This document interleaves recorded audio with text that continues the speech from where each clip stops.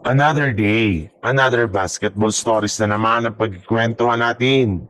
At ngayon nga yung balitang may tinapos na nga daw ang Los Angeles Lakers na trade.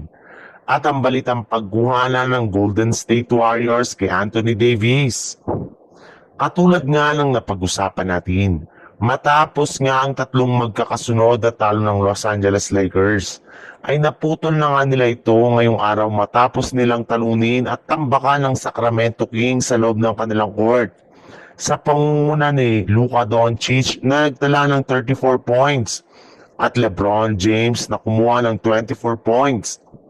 Yes, hindi nga kagaya ng mga nagdaan lang laro ay nagkaroon nga ang mga players ng Lakers ng magandang shooting. At kumagat na rin naman nga ang kanilang ginagawang adjustment sa kanilang mga depensa sa pag-step up ng halos ng kanilang lahat ng mga role players katulad na lang na Rui Hachimura, DeAndre Ayton, Jake LaRavia, Jared Vanderbilt.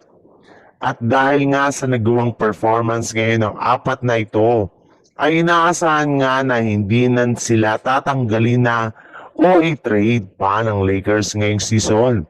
Gayong napatunayan na nga lahat na sila ay mayroong malaking impact sa kanila. Basta't mabigyan lamang sila ng oportunidad na makapag-ambag sa kanilang mga laro ngayong season. Sa ibang balita naman, magtatapos na nga ang taong 2025 ngunit hanggang ngayon nga ay hindi pa rin nakakaalis ang Golden State Warriors ay ka-8 seed sa pwesto ng standing ng Western Conference. Kahit magkaroon nga ng 3-game win streak noong nakarang araw, ay agad-agad na rin naman nga itong nabawi sa kanilang pagkatalo laban sa Toronto Raptors. Medyo swinerte lamang nga sila at hindi nanalo ang Memphis Grizzlies sa kanila. Dahil sigurado nga na puputulin sila sa ika-9th seed sa Western Conference. At dahil nga sa tagilid na pwesto ng Golden State Warriors, at maging ang ilang mga executive nga ng Warriors ay kumbinsido na sa ideya na pagkuha kay Anthony Davis mula sa Dallas Mavericks.